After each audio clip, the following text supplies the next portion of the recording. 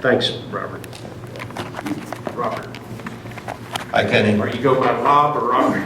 Yeah, I guess my wife's got me going by Robert these days. Robert Kessick from Irving, lived there about 15 years.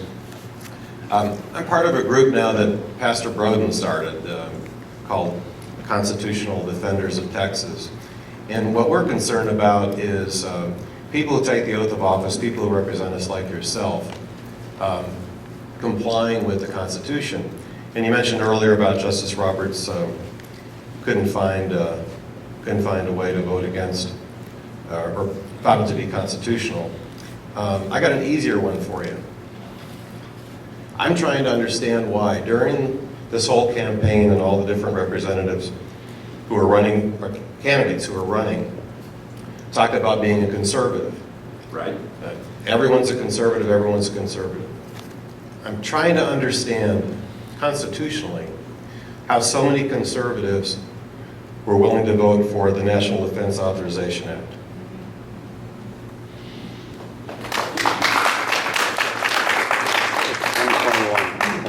Because we had the chairman of the committee explain to us that that was within the Constitution, and the supposed trampling of those rights was not covered by that part of the bill, and that a separate piece of legislation would need to be passed to specifically address that, because this was an appropriations bill.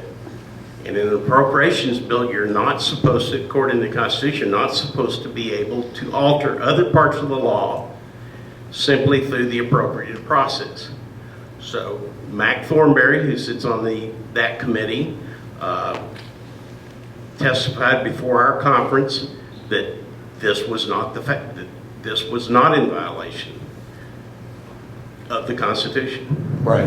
So the simple words that are in the Bill of Rights that says that you have to be charged and you have to have a jury trial and all those things, Fifth Amendment, Sixth Amendment, Seventh Amendment, all of those things have been eliminated by this. I do not believe that that's the case. Well, I would have never voted for it had I believed that that was the case. Well, it was interesting to find that on the Senate floor, Rand Paul was begging for votes and got 13 votes to vote against it.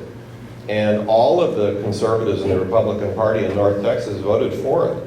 There's already an injunction against it by a federal judge that just occurred in May, who found it unconstitutional. I'm very interested in seeing how that federal judge rules, because we do not believe that we violated the Constitution. I do not believe that I've cast any vote on the House floor that violates the Constitution.